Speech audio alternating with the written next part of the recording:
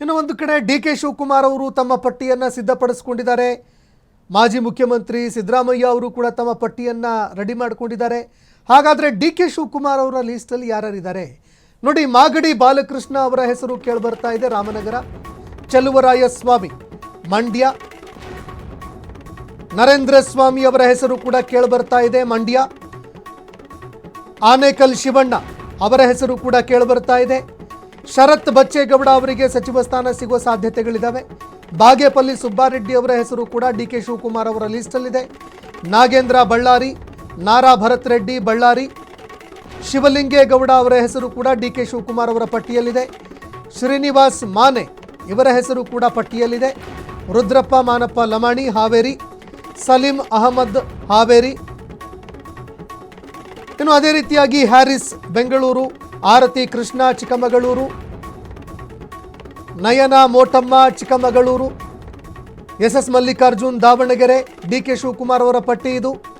ಶಾಂತನಗೌಡ ದಾವಣಗೆರೆ, ಲಕ್ಷ್ಮಣ್ ಸವದಿ ಬೆಳಗಾವಿ, ಯಶವಂತರಾಯಗೌಡ ಪಾಟೀಲ್ ವಿಜಯಪುರ, ಜೆ.ಎಸ್. ಪಾಟೀಲ್ ಗದಗ ಜಿಲ್ಲೆ, ಮಾಗಡಿ ಬಾಲಕೃಷ್ಣ ರಾಮನಗರ, ಚಲುವರಾಯಸ್ವಾಮಿ ಮಂಡ್ಯ,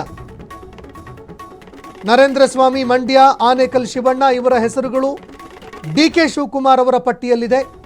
ಮಧು ಬಂಗಾರಪ್ಪ ಶಿವಮೊಗ್ಗ, ಎಚ್.ಸಿ. ಮಹದೇವಪ್ಪ ಚಾಮರಾಜನಗರ, ಪುಟ್ಟರಂಗಶೆಟ್ಟಿ ಚಾಮರಾಜನಗರ, ದಿನೇಶ್ ಗುಂಡೂರಾವ್ ಬೆಂಗಳೂರು. ಇನ್ನು ಶಿವರಾಜ್ ತಂಗಡಗಿ ಕೊಪ್ಪಳ, ಬಸವರಾಜ್ ರಾಯರೆಡ್ಡಿ ಕೊಪ್ಪಳ, ಇದು ಸಿದ್ದರಾಮಯ್ಯ ಅವರ ಪಟ್ಟಿ. ಅಜಯ್ ಧರ್ಮಸಿಂಗ್ ಕಲಬುರ್ಗಿ, ರಾಘವೇಂದ್ರ ಹಿಟ್ನಾಳ್ ಕೊಪ್ಪಳ, ಹೊಸದುರ್ಗ ಗೋವಿಂದಪ್ಪ ಚಿತ್ರದುರ್ಗ, ಸಂತೋಷ್ ಲಾಡ್ ಧಾರವಾಡ, ಇದು ಸಿದ್ದರಾಮಯ್ಯ ಅವರ ಪಟ್ಟಿ. ಎಂ.ಸಿ. ಸುಧಾಕರ್ ಚಿಕ್ಕಬಳ್ಳಾಪುರ, ಶಿವಲಿಂಗೇಗೌಡ ಹಾಸನ, ಶಿವಲಿಂಗೇಗೌಡ ಅವರ ಹೆಸರು ಕೂಡ ಇದೆ. ಪೊನ್ನಣ್ಣ ಕೊಡಗು, ಅಶೋಕ್ ಪಟ್ಟಣ್ ಬೆಳಗಾವಿ, ಸಿದ್ದರಾಮಯ್ಯ ಅವರ ಪಟ್ಟಿಯಲ್ಲಿದ್ದಾರೆ. ಹಂಪನಗೌಡ ಬಾದರ್ಲಿ ರಾಯಚೂರು, ಕೋನರೆಡ್ಡಿ ಅವರು ಧಾರವಾಡ. ಇನ್ನು ಮಧು ಬಂಗಾರಪ್ಪ ಶಿವಮೊಗ್ಗ, ಎಚ್.ಸಿ. ಮಹದೇವಪ್ಪ ಚಾಮರಾಜನಗರ, ಇದು ಮಾಜಿ ಸಿಎಂ ಸಿದ್ದರಾಮಯ್ಯ ಅವರ ಪಟ್ಟಿ. ಪುಟ್ಟರಂಗಶೆಟ್ಟಿ ಚಾಮರಾಜನಗರ, ದಿನೇಶ್ ಗುಂಡೂರಾವ್ ಬೆಂಗಳೂರು, ಶಿವರಾಜ್ ತಂಗಡಗಿ ಕೊಪ್ಪಳ, ಬಸವರಾಜ್ ರಾಯರೆಡ್ಡಿ ಕೊಪ್ಪಳ,